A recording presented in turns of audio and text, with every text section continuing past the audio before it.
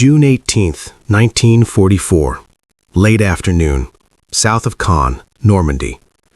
The hedgerows are quiet in a way that feels wrong. Not peaceful. Empty. The air hangs heavy with cordite and crushed leaves, the smell of hot oil drifting lazily across a narrow farm track. Somewhere nearby, a cowbell rings once, then stops. British tanks sit hull down behind a sunken lane, engines idling, metal ticking softly as they cool. Inside one of them, a Sherman Firefly, Trooper Alan Briggs wipes sweat from his eyes and peers through the periscope. The day has been long, too long. His neck aches from the helmet strap. His ears ring from hours of engine noise and radio chatter. Then he sees it. "Christ," someone mutters over the intercom. "What's that thing?" Ahead, half hidden behind a hedge and a collapsed stone wall, a small armored vehicle edges forward. It's squat, low, almost ridiculous. Not a Panzer, not even close. Its silhouette barely clears the grass. Laughter crackles over the radio net. That's it? They sending toy tanks now? Looks like it's been sat on. The Hetzer. Officially, the Jagdpanzer 38, but no one here uses that name. Most of the British tank crews encountering it for the first time don't even know what it is yet. To them, it's just another German improvisation. Cramped, underpowered, too small to matter. Lieutenant Peter Hawthorne, commander of the troop, taps his map with a gloved finger and leans closer to his gunner. "Probably a self-propelled gun," he says calmly. "Low threat. Keep eyes on it." Low threat. The Sherman's engine deepens slightly as Briggs adjusts position. The turret traverses a few degrees. No rush. The Firefly has a 17-pounder gun. Long, powerful, a proven Panzer killer. Against this thing, overkill. The Hetzer doesn't fire. Instead, it stops. Then it disappears. Not backwards, not destroyed. It simply vanishes, slipping sideways behind the hedgerow like a crouching animal. No dust cloud, no engine roar, just gone. The laughter fades. You can almost feel the moment shift, that subtle tightening in the chest, the sense that something has changed, though no one has said it out loud yet. "Where'd it go?" someone asks. No answer. The radio crackles with overlapping voices now. Tank commanders scanning fields, gunners calling bearings, infantry shouting from somewhere behind the armor. Hawthorne raises his hand instinctively, even though no one can see it. "Hold," he orders. "Eyes open." Seconds pass, then minutes. The hedgerows loom larger the longer you stare at them. Every gap looks like a gun port, every shadow feels deliberate. Normandy's bocage isn't just terrain, it's a system. Earth piled high over centuries, roots binding it together, hedges thick enough to stop a tank shell if you hit them wrong. The Germans know this. They've been living in it for weeks now. A burst of static erupts in Briggs' headset. "Contact, rear left, tank hit, tank hit." The transmission cuts off in a scream of feedback. Before anyone can react, the sound arrives. Not a roar, not a long, thunderous crack.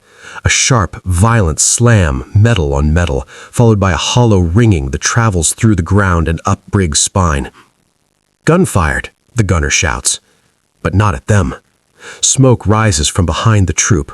Black, thick, wrong. Briggs twists the periscope around, heart hammering. One of the Shermans is burning. Not a slow burn, a catastrophic one. Flames lick out of the engine deck, ammunition cooking off inside with dull, popping thuds. The crew is scrambling. 2 men tumble out of the hatch, one on fire, rolling desperately in the dirt. The radio erupts into chaos. Where did it come from? Rear arc, rear arc. Enemy armor behind us. Behind us. The impossible sentence lands hard. Hawthorne feels it too. His stomach drops as the realization begins to form, not complete yet, but undeniable. That tiny vehicle, the one they laughed at, it didn't advance. It slipped. While every British gun was pointed forward, while the troop focused on the obvious approaches, the Hetzer had done what it was designed to do. It had crawled, it had hidden, it moved where a taller tank couldn't, and it fired first. Briggs's hands tremble as he grips the controls. Sweat trickles down his back despite the open hatches. The air inside the tank suddenly feels thin. "Traverse! Traverse!" Hawthorne barks. "Find it, now!" The turret whines as it turns, slower than Briggs wants, slower than his fear allows. The Firefly wasn't built for this kind of fight. It was meant to face forward, to duel at range, not to be stalked at knife distance. Outside, another shot cracks. Another Sherman jerks violently, its track blown apart, hull slewing sideways into the lane.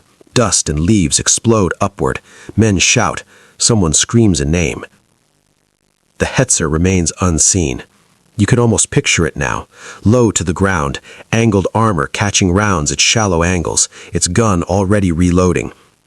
The crew inside cramped, sweating, deafened, but calm, waiting for the next target to expose its flank. The laughter is gone, replaced by something far worse. Fear. Hawthorne forces his voice steady over the radio. "All call signs. Enemy tank destroyer operating in our rear. Do not advance. Do not bunch up. Watch your arcs. Watch your arcs." Too late. Another transmission breaks through, strained and urgent. "We're pulling back. Can't see it. Losing tanks. Requesting..." The message dissolves into static. Briggs finally catches movement through the periscope. Just a corner of steel, a shadow sliding along a hedgerow. The outline is unmistakable now. Flat plates, sloped armor, gun barely protruding. The Hetzer pauses, as if choosing. The gunner shouts a bearing. The Firefly's gun lurches towards it. Briggs holds his breath. But the Hetzer fires first. The impact rocks the tank, slamming Briggs forward against the controls. The shot glances off barely, but the message is clear. They are no longer hunting. They are being hunted. And somewhere along the line, between the laughter and the smoke, the battle has already changed. The Sherman Firefly shudders to a halt behind the hedgerow, engine roaring as Briggs instinctively over-revs, trying to force speed out of steel that suddenly feels too large, too loud, too visible. Leaves rain down from the hedge as the driver slams the brakes. Inside the turret, the air is thick with cordite and fear. "Report damage," Lieutenant Hawthorne snaps, his voice sharp but controlled. "Glancing hit," the gunner replies, breathless. "No penetration. We're still..." Another crack cuts him off. Not close. Closer. Somewhere behind them, a second Hetzer shot tears into the column. The sound is unmistakable now. Short, violent, final. A man doesn't need to see the impact to know what it means. You can hear it in the way radios go quiet for half a second afterward, in the way voices come back strained, higher pitched. The British formation is unraveling, not from panic, but from confusion. Every tank commander is swiveling his turret, trying to cover every direction at once, front, flanks, rear. The Firefly's long barrel scrapes against the hedgerows it turns, leaves snapping and falling into the open hatch. "Where the hell is it?" Briggs mutters, pressing his eye harder to the periscope. The problem becomes obvious too late. The Hetzer doesn't need to be fast. It doesn't need to be strong. It only needs to be lower than everything else on the battlefield. Low enough to hide behind Normandy's hedgerows, low enough to reverse into shadows where a Sherman's tall profile would betray it instantly. Hawthorne realizes it with a sinking certainty. They've been trained to fight panzers, Panzer IVs, Panthers, Tigers, big machines, tall silhouettes, threats you can see, range, and engage. But the Hetzer breaks every habit, every instinct. It doesn't charge. It waits. Another call comes in over the troop net. Sergeant Wilkes, somewhere to the right. "We've lost visual. Can't traverse fast enough. Infantry says it's behind the orchard." Static. Then a scream. Briggs flinches as if struck. Outside, the battle is turning intimate. Distances collapse. Shots are no longer measured in hundreds of yards, but in dozens. The hedgerows funnel everything inward, compressing movement until tanks are forced into narrow lanes where retreat becomes as dangerous as advance. Hawthorne grips the turret ring, eyes darting. "All call signs. Reverse slowly. Keep spacing. Do not expose your rear." The order sounds good. It's impossible. One Sherman tries to back up and bogs down instantly, tracks spinning in soft earth churned by weeks of shelling. Another slews sideways, blocked by a stone wall that looked harmless 5 minutes ago. Infantry scatter, pressed flat against the hedges as steel beasts fight for room. The Hetzer chooses again. It appears briefly this time, not as a full silhouette, but as a wedge of armor pushing through leaves, just enough to fire. The gun flashes. The shot punches into the side of a Sherman at less than 50 yards. The tank jerks, then stops. No fire this time, just silence. The crew doesn't climb out. Briggs's gunner screams a bearing and fires instinctively. The Firefly's 17-pounder roars, the recoil slamming Briggs back in his seat. The shell tears through the hedgerow, dirt and roots exploding outward. But when the dust clears, there's nothing there. Gone again. The Hetzer slips backward, disappearing into the bocage like it was never real. "You see that?" someone yells over the radio. "It's bloody disappearing!" Hawthorne swallows hard. His mind races through options, all of them bad. Call for infantry support? They're already pinned. Bring artillery? Too close, friendly fire would be inevitable. Push forward?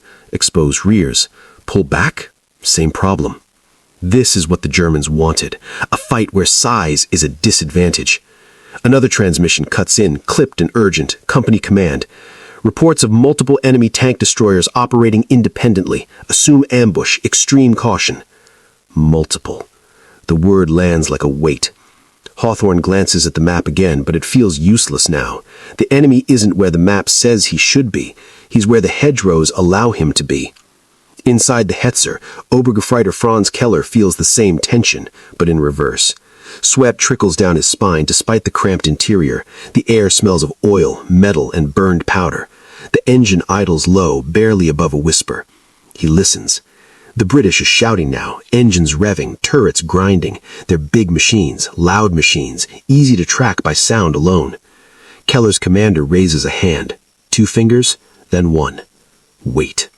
They've been told this vehicle is not meant to trade blows, not meant to stand and fight. It's a hunter, not a brawler. 1 shot, then move. 1 kill, then vanish. Keller wipes his hands on his trousers and grips the controls. His knuckles ache from tension. He knows the British gun is more powerful than theirs. He knows 1 clean hit will tear them apart. But they have something the British don't. Invisibility. Back in the Firefly, Briggs hears Hawthorne the voice again, lower now, tighter. "Briggs, steady. Don't chase it. Let it show itself." Briggs nods even though no one can see him. His heartbeat thuds in his ears. Every rustle of leaves feels like a threat. Then, movement. Not behind, not ahead, to the side. The Hetzer edges forward just enough for its gun to clear the hedge. Keller's commander doesn't hesitate this time. He knows the Firefly's barrel will outrange them if given a second. Fire. The Hetzer's gun barks. The round slams into the Firefly's front glacis at an angle, ricocheting upward with a shriek of tortured metal. The impact throws Briggs forward, sparks bursting inside the turret. "Hit!" the gunner shouts. "No penetration," Briggs yells back, voice shaking. Hawthorne doesn't wait. "Return fire, now!" The Firefly's gun thunders again. This time the shell clips the Hetzer's mantle, gouging armor but failing to penetrate. The German vehicle jolts backward instantly, reversing into cover with practiced precision. The exchange lasts less than 5 seconds. It feels like an eternity. Silence returns, broken only by crackling fires and the hiss of damaged engines. The British troop has lost more tanks than they can afford, and the Hetzer is still alive. Hawthorne leans back against the turret wall, eyes closed for half a heartbeat. The realization is complete now. This isn't an isolated threat. This is a new kind of fight. The radios crackle again. Company command, grim. "All units, prepare to disengage. Infantry withdrawing. Armor to cover fallback." Withdraw. The word carries weight. It's not defeat, but it's close enough to taste. Briggs exhales shakily, his hands still trembling. The laughter from earlier felt like someone else, someone younger, someone who didn't know how quickly a battle could turn. As the Firefly begins to reverse, careful and slow, Briggs steals one last glance through the periscope. For just a moment, he sees the Hetzer again, half-hidden, watching them go, waiting. The withdrawal begins badly. Not in panic, worse than that, in hesitation. Sherman crews ease their machines backward inch by inch, engines growling low, tracks grinding softly against churned earth. No one wants to be the first to turn completely around. Exposing your rear armor in Normandy feels like inviting death. Lieutenant Hawthorne keeps his voice measured over the radio, even as his jaw tightens. Maintain spacing. Don't bunch. If you lose sight of the tank ahead of you, stop. Stop. The word feels dangerous now. Behind them, smoke drifts across the lane in lazy curls. Burning Shermans mark where confidence died minutes earlier. Infantry move in short rushes, hunched low, rifles clutched tight, eyes fixed on the hedgerows like prey animals expecting teeth. Inside the Firefly, Briggs feels every vibration through the floor plates. The tank smells different now, hotter, sharper. Oil, burned paint. Fear has a scent too. You learn it quickly in armor. "Commander," the gunner mutters, "I don't like this." Neither does Hawthorne. The Hetzer hasn't fired again. That's what frightens him most. British doctrine says enemy armor will press advantage, exploit confusion, finish the job. But this thing, this little thing, has stopped shooting entirely. It's waiting. You can almost feel it, crouched somewhere in the bocage, engine off, crew listening, counting, measuring distance by sound alone. The withdrawal line bends around a shallow orchard, trees stripped and splintered by shellfire. Hawthorne studies it for a second too long. That's when the radio explodes. "Tank hit, rear section, driver killed." The transmission cuts out in a howl of static. Another sharp crack echoes across the lane, then another. 2 shots, fired in quick succession, not random, deliberate. Briggs twists the periscope again, pulse spiking. The Hetzer has repositioned. While the British focused on pulling back, it slipped through a drainage ditch, too shallow for a Sherman, perfect for something half its height. It emerges now at an angle no one expected, gun already aligned with the rear quarter of the column. This is the Hetzer's true strength, not its gun, its patience. "Contact, right!" Briggs shouts. "Right, right, by the trees!" The Firefly's turret lurches as the gunner swings toward the threat. The long barrel scrapes bark, leaves showering down into the open hatch. Too slow. The Hetzer fires.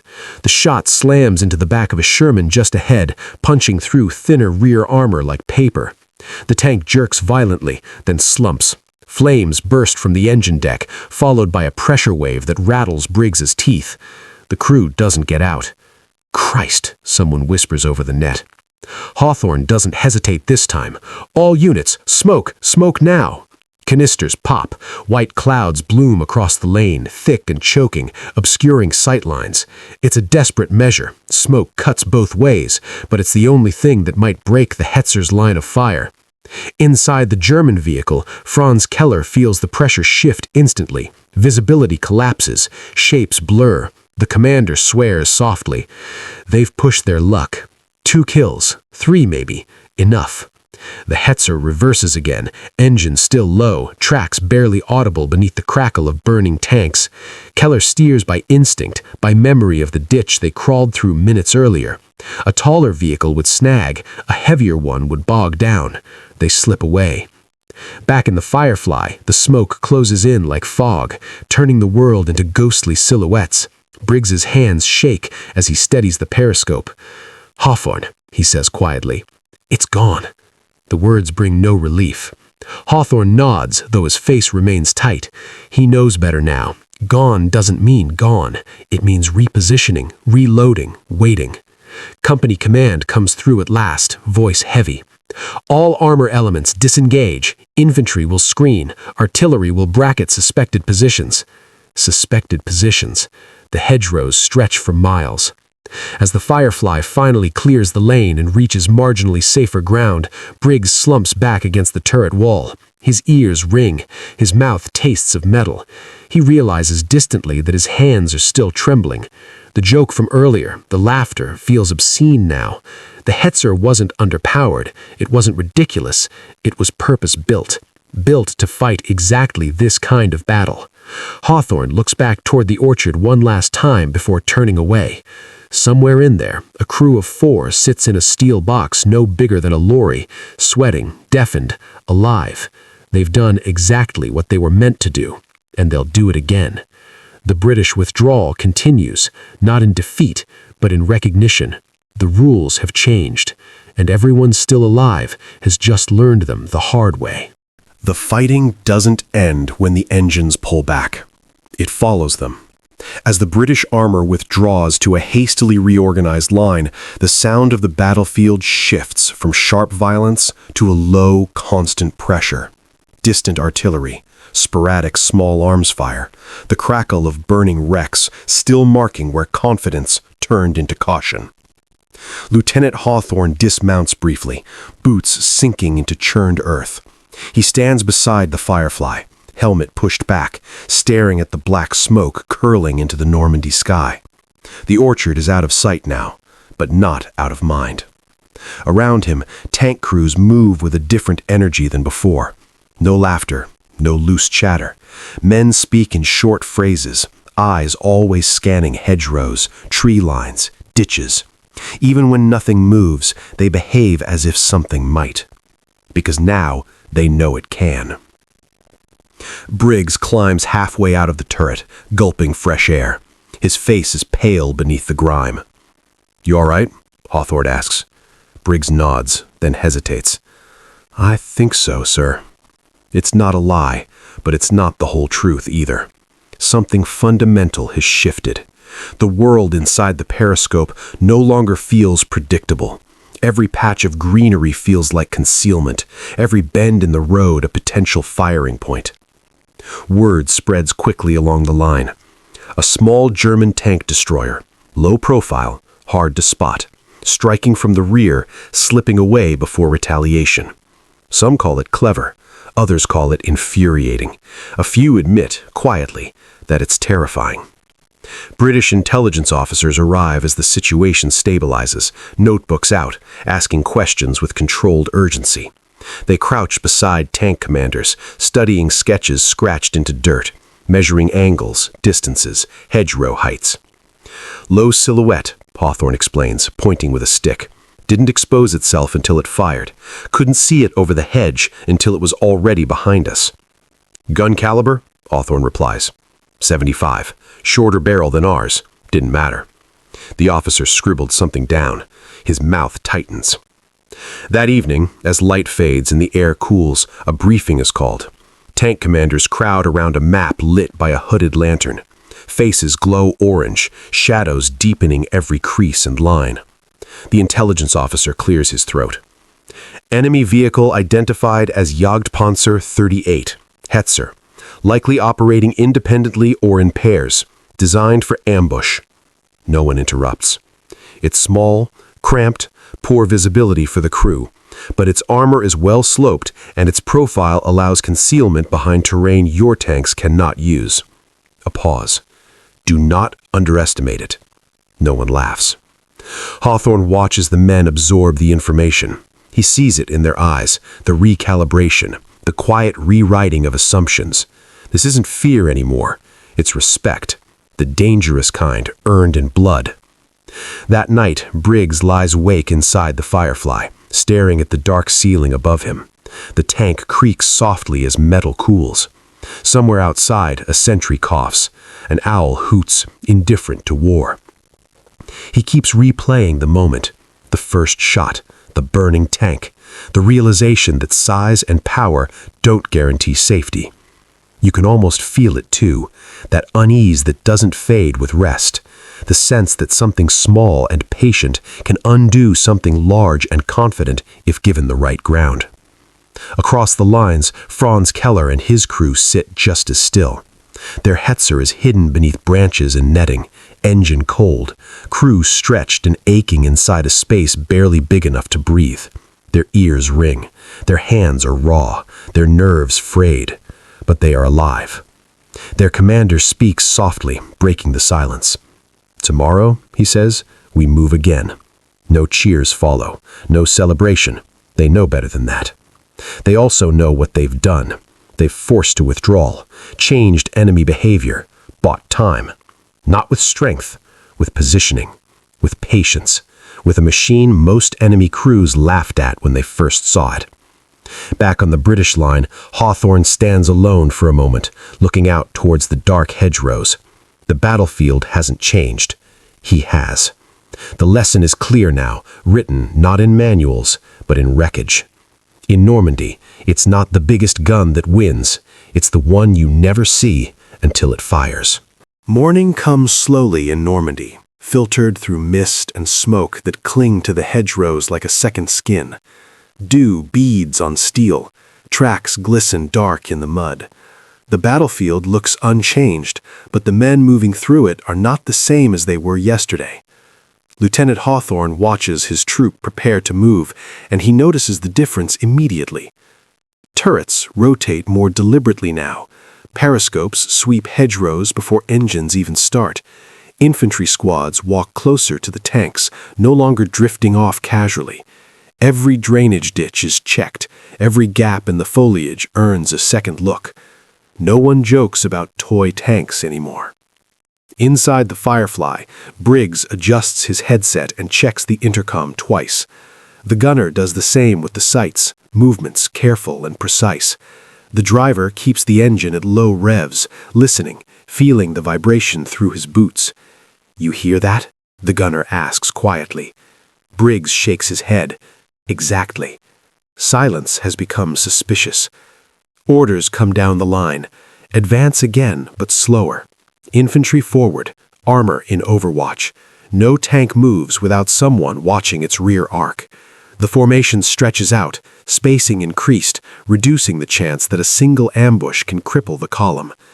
This is adaptation in real time. British doctrine didn't change overnight, but behavior did.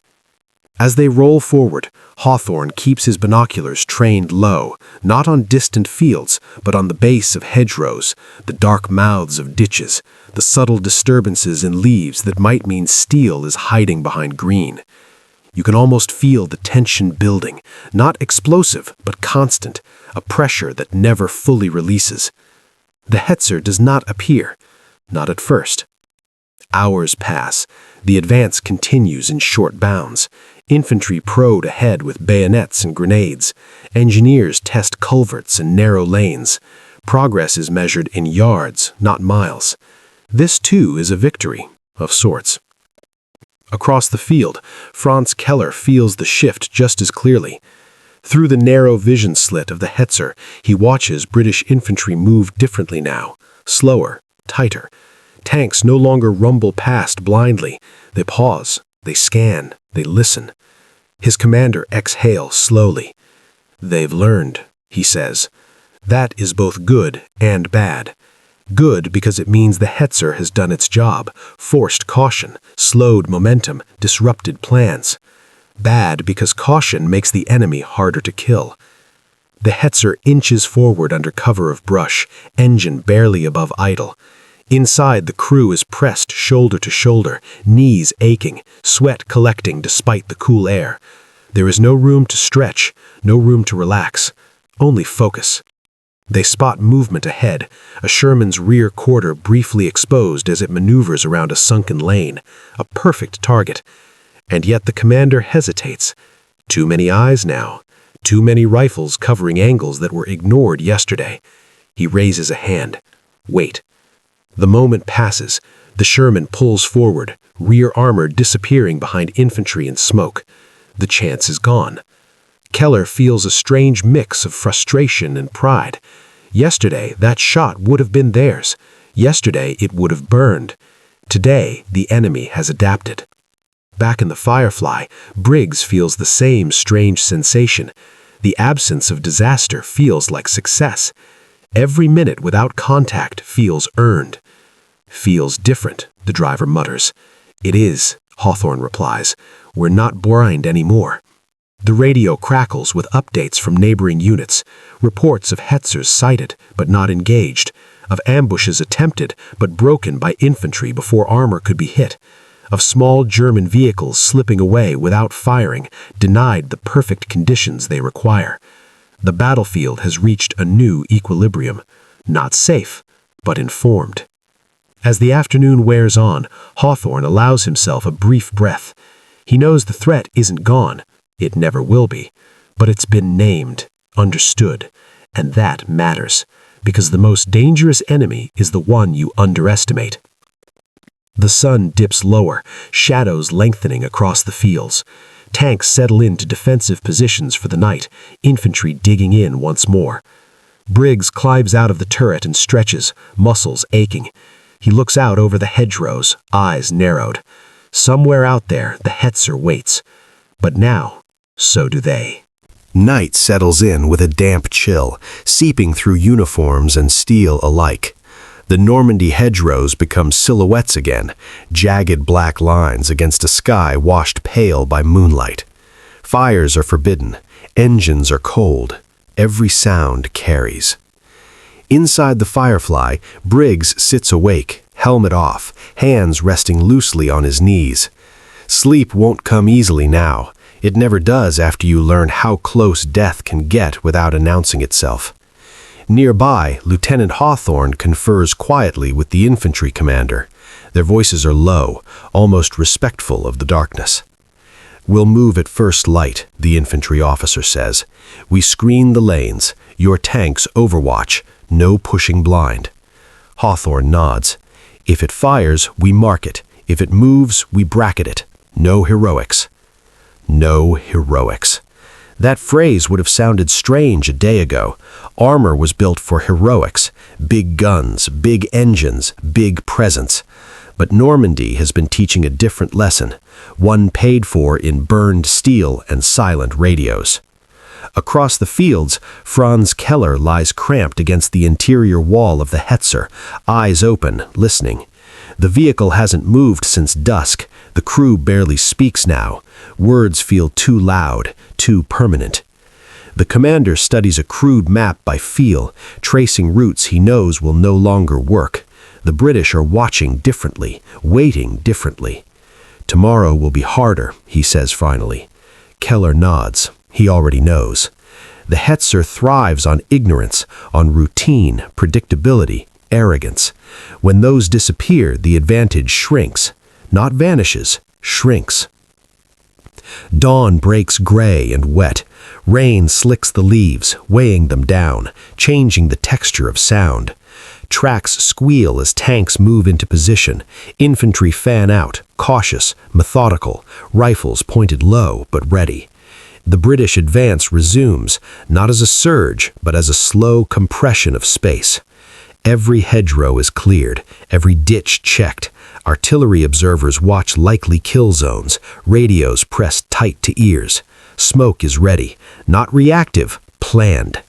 The Hetzer tries once more. It edges forward, just enough to test the line. A flicker of movement, a glint of steel. A British infantryman sees it first.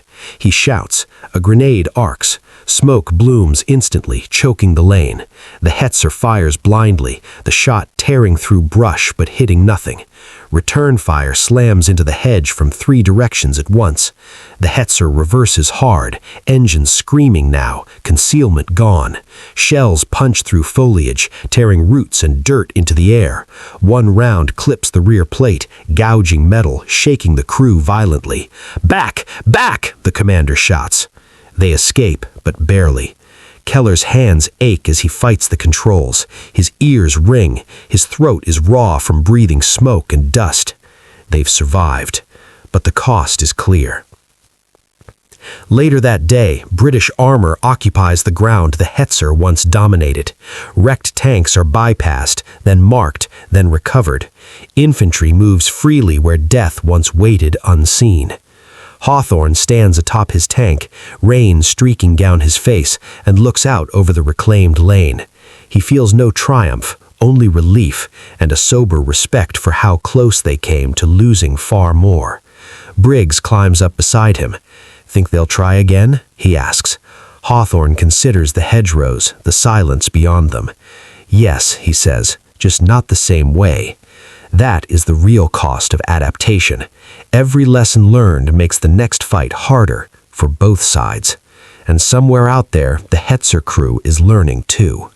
The battlefield grows quieter, but not peaceful.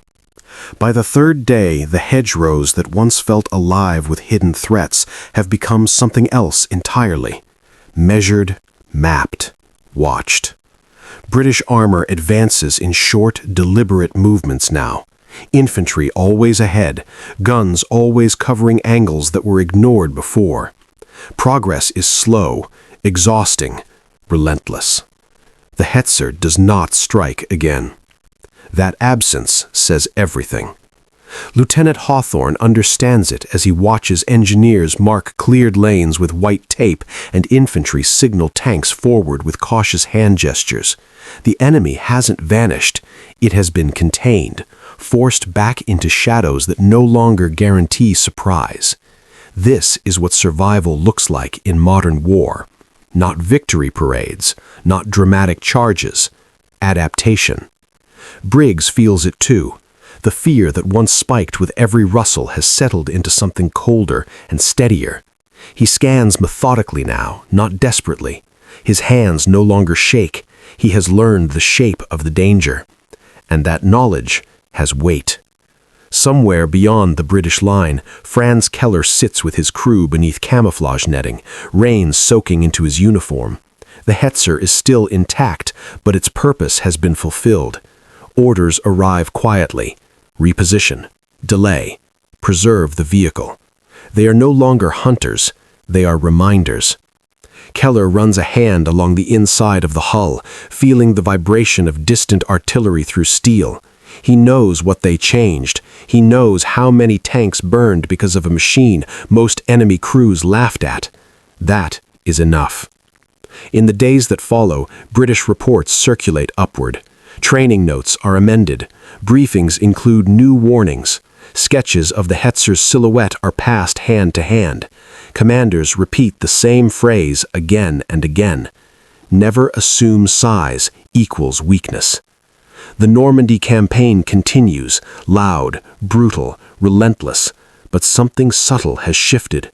One small vehicle forced an entire formation to rethink how it moves, how it watches, how it survives. The laughter never returns, because everyone remembers how quickly it stopped. And that is the true legacy of the Hetzer in Normandy. Not how many tanks it destroyed, but how it taught seasoned crews that the deadliest threat is often the one you dismiss first. If this story stayed with you, take a moment to let us know. A simple like helps this history reach people who may never have heard it. It tells the algorithm that these moments still matter. Subscribe if you want to stay with us. Here we uncover the moments in the Second World War when everything changed, when there was no return. These are not just battles. They are human realizations, sacrifices, and truths buried beneath decades of noise. If you feel comfortable, leave a comment. Tell us where you're watching from. The United States, the United Kingdom, Canada, Australia, or somewhere else entirely. Tell us if someone in your family lived through this war. You're not just watching a video, you're helping keep these memories alive. Because once the stories disappear, there really is no return. Thank you for watching.